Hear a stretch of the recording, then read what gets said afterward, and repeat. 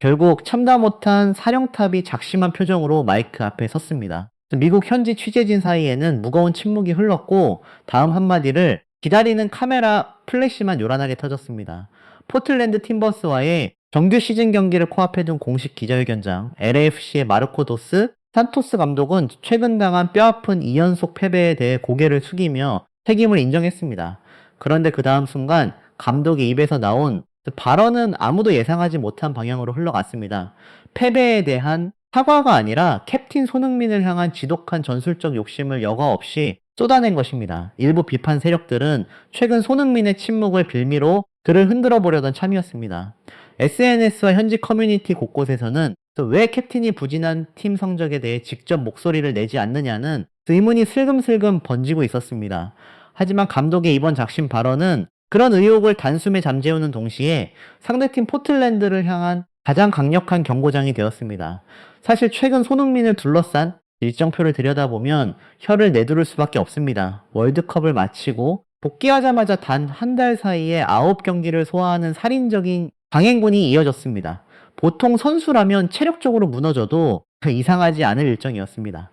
근데 손흥민은 그 지옥 같은 스케줄 속에서 오히려 4경기 연속골이라는 압도적인 기록을 써내려갔고 올스타전에서는 멀티골까지 터뜨리며 모두의 예상을 완전히 뒤엎었습니다. 여기서 한 가지 의문이 남습니다. 구단은 대체 왜 이토록 손흥민을 국가대표 보물처럼 유리 다루듯 조심스럽게 관리하고 있는 걸까요? 그 답의 실마리는 지난 2월 구단주가 공식 인터뷰를 하기 정확히 48시간 전에 벌어졌던 어느 비밀 회의실 안의 대화 속에 숨어 있습니다.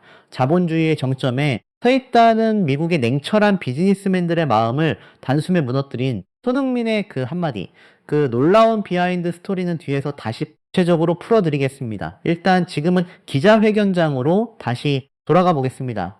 도스 산토스 감독은 최근 2번의 1대0 패배에 대해 뼈아픈 자성의 목소리를 감추지 않았습니다.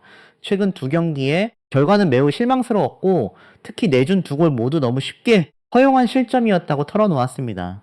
한 골 차이로 승점을 놓친 것은 전적으로 팀의 순진한 실수였다는 냉정한 진단도 이어졌습니다. 그는 이런 식으로 스스로 무너지며 패배하는 것은 사령탑으로서 도저히 받아들이기 어려운 결과라고 힘주어 말했습니다.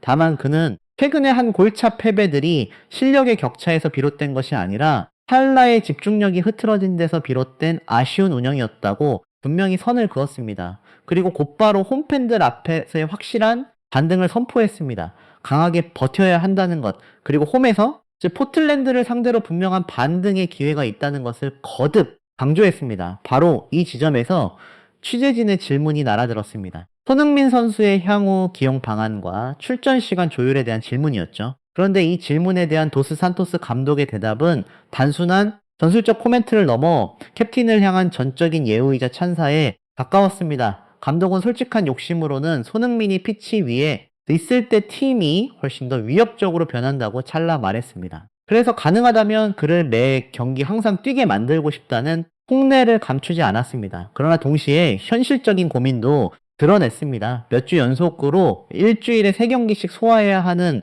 잔인한 일정 속에서 선수의 컨디션을 억지로 최고조에 묶어둘 수는 없다는 지적이었습니다.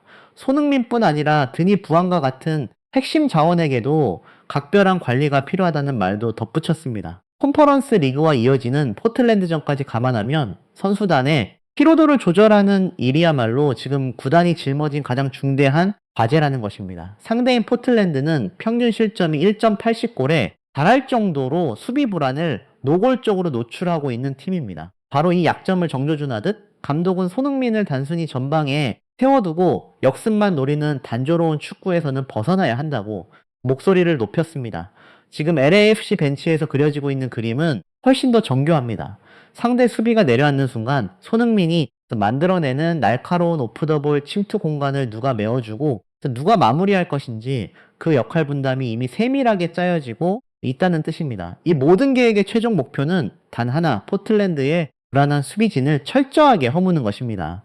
그리고 그 계획의 정중앙에는 여전히 손흥민이라는 이름이 자리하고 있습니다. 하지만 이 모든 신뢰가 단순히 감독의 개인적인 애정에서 비롯된 것은 아니었습니다. 그 뒤에는 숫자가 있었습니다. 거짓말을 하지 않는 냉정하리만치 정직한 데이터가 감독의 판단을 든든하게 뒷받침하고 있었던 것입니다. 일주일에 3경기씩 뛰어야 하는 극한의 스케줄 속에서도 손흥민이 그라운드 위에서 기록한 순간 최고 속도는 여전히 시속 35.2km를 넘나들었습니다. 33을 훌쩍 넘긴 나이라는 게 믿기지 않을 정도의 수치입니다. 여기에 더해 경기당 고강도 스프린트 거리는 무려 366.6m에 달하며 이 부문 리그 최상위권 수준을 그대로 유지하고 있었습니다. 체력이 떨어질 대로 떨어졌을 법한 강행군 속에서도 오히려 신체 지표는 조금 더 흔들리지 않았던 셈입니다. 이 압도적인 지표가 존재했기에 구단은 손흥민을 단순한 윙포워드로 한정짓지 않았습니다. 대신 경기장 전체를 지배하는 최고의 플레이메이커로 그를 전격 기용해 왔습니다. 상대가 그를 막기 위해 수비 라인을 극단적으로 끌어내리는 순간 그 자리에서 발생하는 빈틈은 고스란히 동료들의 결정적인 찬스로 바뀌었습니다. 손흥민의 영리한 축구 지능이 그 틈을 놓치지 않고 정확히 파고들었기 때문입니다.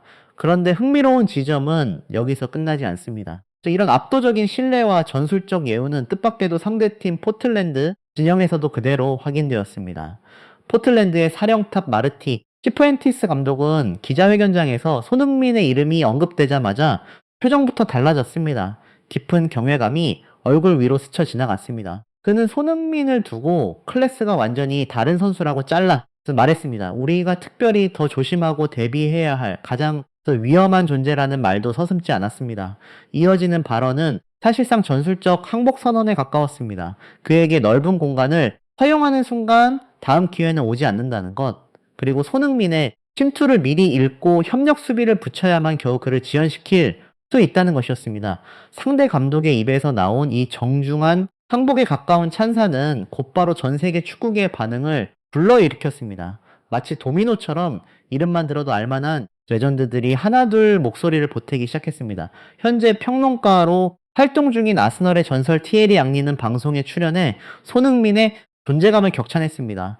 그는 손흥민이 함께 뛰는 동료들의 기량을 20% 이상 끌어올리는 거의 마법 같은 능력을 지녔다고 평가했습니다. 그리고 이런 말을 덧붙였습니다. 그것은 전술이나 훈련만으로는 만들어질 수 없는 것이라고, 오직 그 선수만이 가진 축구를 향한 깊은 예의와 헌신에서 비롯된 것이라고 입니다. 미국 축구의 전설 랜던 도노반 역시 비슷한 맥락의 찬사를 쏟아냈습니다. 그는 손흥민이라는 이름이 새겨지는 순간부터 메이저리그 사커 전체의 위상이 유럽 수준으로 격상되었다고 평가했습니다. 그런데 여기서 잠시 짚고 넘어갈 지점이 있습니다. 이런 극찬이 처음부터 당연하게 주어진 것은 아니었다는 사실입니다. 불과 얼마 전까지만 해도 유럽의 일부 매체들은 전혀 다른 시선으로 그를 바라보고 있었습니다. 30대 중반을 넘긴 그가 편안한 노후를 보내기 위해 미국행 비행기에 올랐다며 가차없는 깎아내리기에 바빴던 것입니다. 그때만 해도 많은 이들이 그 시선에 고개를 끄덕였습니다. 하지만 지금 벌어지고 있는 현실은 그 예상과는 완전히 달랐습니다. 대한민국의 캡틴을 막기 위해 상대 사령탑들이 밤을 새워가며 전술을 설계하고 급기야 기자회견장에서 공식적으로 항복을 선언하는 기이한 풍경이 펼쳐지고 있는, 그리고 이 모든 반전의 중심에는 소리 없이 자신의 가치를 증명해온 한 사람의 태도가 자리하고 있었습니다. 손흥민은 시끄럽게 자신의 가치를 자랑하지 않았습니다. 그는 그저 그라운드 위에서 묵묵히 땀방울을 흘렸을 뿐입니다. 수비수 두세 명이 동시에 달라붙는 거친 몸싸움과 압박을 분말 없이 온몸으로 견뎌냈습니다. 자신이 조금 더 뛰고 조금 더 희생함으로써 동료들이 더 밝게 빛날 수 있도록 조용히 팀 전체를 떠받치는 헌신적인 리더십이었습니다. 그리고 이 지점에서 앞서 계속 미뤄두었던 그 비밀 회의실 이야기를 이제 풀어야 할 때가 왔습니다. 지난 2월 구단주가 공식 인터뷰를 하기 정확히 48시간 전이었습니다. 자본주의의 정점에 서 있다는 냉철하기로 소문난 미국의 비즈니스맨들이 한자리에 모인 회의실 안, 그 자리에서 오간 대화의 핵심은 다름 아닌 손흥민이었습니다. 놀랍게도 그를 무너뜨린 것은 화려한 언변이나 계약 조건이 아니었습니다. 사우디아라비아에서 제시했던 천문학적인 이적 제안을 스스로 거절했다는 사실, 그리고 그 대신 미국에서 유소년 인프라를 먼저 구축하고 싶다는 뜻을 조용히 밝혔다는 사실이었습니다. 당장의 돈이 아니라 다음 세대를 먼저 이야기한 태도, 바로 그 한마디가 산전수전 다 겪은 미국 비즈니스맨들의 그의 마음을 단숨에 무너뜨렸던 것입니다.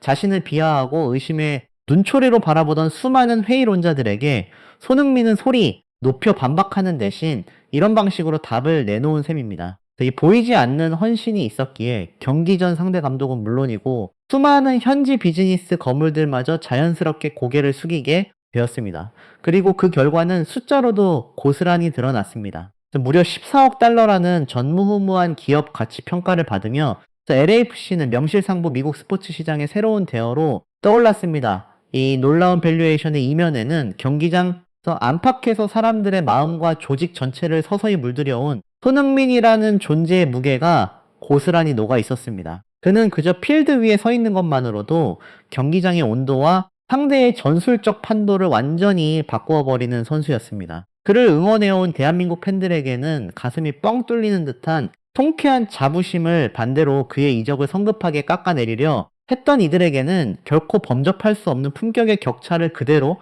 보여준 셈입니다. 결국 아무리 화려한 전술적 함정을 짜더라도 그 모든 계획은 손흥민이라는 위대한 본질 앞에서 초라해질 수밖에 없었습니다. 억지로 굴복시키는 것이 아니라 상대조차 진심으로 감동하게 만드는 캡틴, 그것이 지금 손흥민이 써내려가고 있는 이야기입니다. 공교롭게도 이 모든 흐름은 LAFC 입단 1주년이라는 시점과 절묘하게 맞물렸습니다. 구단은 최근 공식 소셜미디어를 통해 1년 전 우리는 소니를 만났다라는 짧은 메시지와 함께 기념 영상을 공개했습니다. 그 영상은 손흥민의 익숙한 인사말로 시작해 지난 1년간 그가 LAFC에서 보여준 활약들을 경쾌한 음악에 담아 소개했습니다. 돌이켜보면 손흥민의 LAFC 이적이 발표된 것은 지난해 8월 7일이었습니다. 토트넘에서 10년을 뛴 뒤 새롭게 미국 무대에 발을 들인 이 선택은 당시 MLS와 LA 지역 축구 시장 전체를 뒤흔든 초대형 사건이었습니다. 그리고 지금 LAFC는 그를 단순한 간판 스타로만 소비하지 않습니다. 팀 공격의 심장이자 핵심 자원으로 정면에 배치하고 있습니다. 최근 경기에서도 손흥민은 최전방 공격수로 나서며 드니, 부안가와 제이콥 샤팔버그가 양쪽 측면에서 그를 받쳐주는 전술의 중심축 역할을 맡았습니다. 이제 남은 관심사는 단 하나, 그가 다시 한번 득점포를 가동시킬 수 있을지 여부입니다. 우리는 지금 손흥민을 보유한 나라에 살고 있습니다. 오늘도 영상 시청해주셔서 정말 고맙습니다. 좋아요와 구독으로 함께 해주시면 다음 이야기로 더 빠르게 찾아오겠습니다. 감사합니다.